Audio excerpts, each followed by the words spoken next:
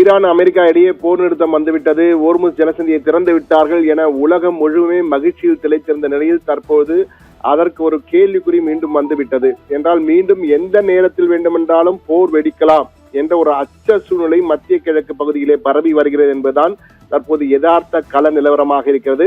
அதற்கு காரணம், நேற்றைய தினம் இஸ்ரேல் லெபனான் மீது அதிரடி தாக்குதல் நடத்தியது. அதிலே ஹிஸ்புல்லா தீவிரவாதிகள் மீது தாக்குதல் நடத்தியதிலே கிட்டத்தட்ட 255 பேர் நேற்று பலியானார்கள், 1100க்கும் மேற்பட்டோர் காயமடைந்தார்கள். இந்த சூழ்நிலை இதற்கே கடும் கண்டனம் தெரிவித்தது. ஆனால் லெபனான் போர் நிறுத்த உடன்படிக்கையில் இல்லை என கூறி வந்தார்கள். இந்த நிலையில் இன்று இஸ்லாமாபாத்திலே ஈரான் இஸ்ரேல் இடையே ஒப்பந்த பேச்சுவார்த்தை, அதாவது முதற்கட்ட அமைதி பேச்சுவார்த்தை நடைபெற இருக்கிறது என கூறி வந்தார்கள். இந்த சூழ்நிலையில் தான் நேற்று இரவு திடீரென ஈரானுடைய தொலைக்காட்சிகளில், ஈரானின் அரசு தொலைக்காட்சிகள் மற்றும் சில ஈரானுடைய தனியார் தொலைக்காட்சிகளிலே திடீரென அந்நாட்டின் உச்ச தலைவர் மொஜ்தபா கமேனி திடீரென ஒரு அறிக்கையை கொடுத்திருக்கிறார். அந்த அறிக்கை அவரது சார்பிலே வாசிக்கப்பட்டது. மொஜ்தபா கமேனி அறிக்கை என்ற வகையிலே வாசிக்கப்பட்டது.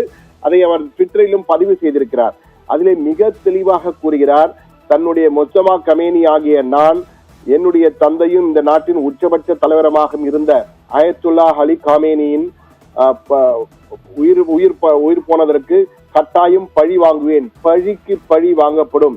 அவர் மட்டுமல்ல, அவருடன் இறந்த மற்ற உயர் அதிகாரிகள், பொதுமக்கள் என ஆகியோருக்காகவும் பழி வாங்கப்படுவார்கள். இதை செய்தவர்கள் கிரிமினல் ஆக்கிரமிப்பாளர்கள். அந்த கிரிமினல் ஆக்கிரமிப்பாளர்கள் மீது கடும் நடவடிக்கை எடுப்போம், பழிக்கு பழி கொடுப்போம். சிந்திய ஒவ்வொரு ரத்தத்திற்கும் பதிலடி கொடுக்கப்படும்.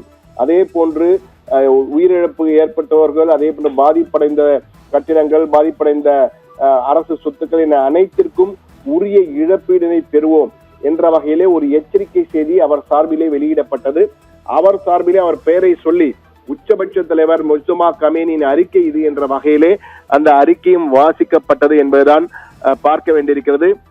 இது நேற்றைய தினம். இன்றைய தினமும் அவருடைய ட்விட்டர் பதிவினை போட்டிருந்தார், எக்ஸ் பதிவு. அதிலும் அவர் எச்சரிக்கை கொடுக்கும் வகையிலே அவர் சார்பிலே அந்த all must know that அப்படி என்று போட்டு, we definitely won't allow the criminal aggressors who attacked our country to go unpunished. தண்டனை இல்லாமல், நீதியின் முன் நிறுத்தப்படாமல் தப்பிக்க முடியாது, அவர்கள் நிறுத்தப்படுவார்கள் என்ற வகையிலே ஒரு எச்சரிக்கை கொடுக்கப்பட்டிருந்தது. ஆனால் அவருடைய அறிக்கையாக நேற்று ஈரான் தொலைக்காட்சியிலே வாசிக்கப்பட்டது பழிக்கு பழி, அவேஞ்ச் என்ற வகையிலே, ரிவெஞ்ச் எடுக்கும் என்ற வகையிலே அந்த வார்த்தைகள் இருந்திருந்தன.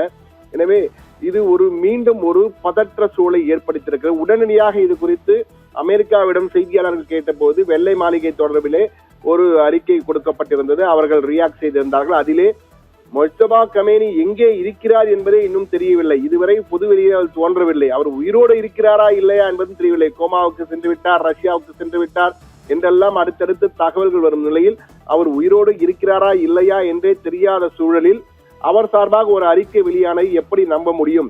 இதை ஏற்க முடியாது என்ற வகையிலே அவர்கள் தெரிவித்திருந்தார்கள். ஆனால் இஸ்ரேல் தரப்பிலே ஒரு பக்கம் தாக்குதல் நடைபெறுகிறது லெபனானிலே, அதற்கு கடும் கண்டனம் தெரிவிக்கும். இந்த நிலையிலே ஓர்முஸ் ஜலசந்தி முழுமையாக திறக்கப்பட்டு இயல்பு நிலை திரும்பிவிட்டது, கப்பல்கள் செல்லும் என்று எதிர்பார்க்கப்பட்ட நிலையில் இன்று வரை இன்னும் இயல்பு நிலை வரவில்லை. ஒரு சில கப்பல்கள் மட்டுமே அனுமதிக்கப்பட்டிருக்கின்றன. ஆனால் மொஜ்தபா கமேனி தன்னுடைய அறிக்கையின் கடைசி வாசகமாக கூறியிருப்பது, ஓர்முஸ் ஜலசந்தியில் புதிய அத்தியாயம் தொடங்கப்படுகிறது என அறிவித்திருக்கிறார். அந்த புதிய அத்தியாயம் என்னவென்று கேட்டபொழுது, இதற்கு முன்னால் இலவசமாக சென்று கொண்டிருந்த கப்பல் எல்லாம் இனிமேல் 18 கோடி ரூபாய், ஒரு கப்பலுக்கு 18 கோடி ரூபாய் கட்டணம் செலுத்த வேண்டும், செலுத்தினால் மட்டுமே கப்பல்கள் அனுப்பப்படும் என்ற புதிய அத்தியாயம் தொடங்குகிறது ஓர்முஸ் ஜலசந்தியிலே என்ற வகையிலே மொஜ்தபா கமேனி அறிவித்ததாக அந்த அறிக்கையிலே தெரிவிக்கப்பட்டிருந்தது. இது மேலும் சிக்கல்களை அதிகப்படுத்தியிருக்கிறது. இது போன்ற கட்டணம் கொடுத்தால் நிச்சயமாக எரிபொருள் விலை என்பது கடும் உறைவிற்கு ஆளாகக்கூடிய சூழல் ஏற்படும், விலை உயர்த்தப்படும் என்ற சூழலும் ஏற்பட்டிருக்கிறது. ஆனால் தற்போது கமேனியின் அறிக்கை ஒரு பக்கம், அமெரிக்கா இதை ஏற்க, கமேனி உயிரோடு இருக்கிறாரா என்பதை தெரியாத போது இதை எப்படி ஏற்பது என அவர்களும் சொல்லி வருகிறார்கள்.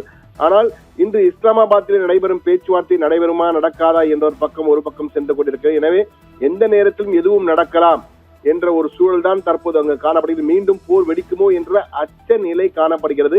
ஆனால் எப்படியாவது சமரசம் ஏற்பட வேண்டும், இந்த போர் நடக்கக்கூடாது, போர் நிறுத்தம் என்பது இறுதியாகி உறுதியாக வேண்டும். அப்போதுதான் போர் நிற்கும்.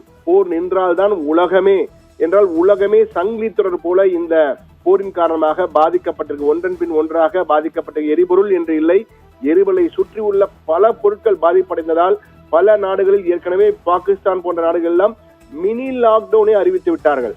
சிங்கப்பூரிலே ஒர்க் ஃப்ரம் ஹோம், தாய்லாந்திலே ஒர்க் ஃப்ரம் ஹோம், வியட்நாமிலே ஒர்க் ஃப்ரம் ஹோம் என்ற வகையில பல இடங்களில் லாக்டவுன் பாணியை பின்பற்ற ஆரம்பித்து விட்டார்கள். எனவே இதற்கெல்லாம் முற்றுப்புள்ளி வைக்க வேண்டும் என்றால் இந்த போர் நிற்க வேண்டும். தற்போது போர் நிறுத்தம் என கூறியிருக்கிறார்கள், அதை உறுதி செய்ய வேண்டும். அதை இந்த பேச்சுவார்த்தையிலே முடிவு எட்டப்பட வேண்டும். நாடுகள் சமாதானமாக இருக்க வேண்டும் என்பதுதான் அனைவரின் எதிர்பார்ப்பாக இருக்கிறது. ஆனால் தற்போது அடுத்தடுத்து அரங்கேறி வரும் நிகழ்வுகள் அதை கேள்விக்குறியாக்கின்றன என்பதுதான் யதார்த்த கள நிலவரமாக இருக்கிறது. ராதிகா, நன்றி சண்முக சுந்தரம்.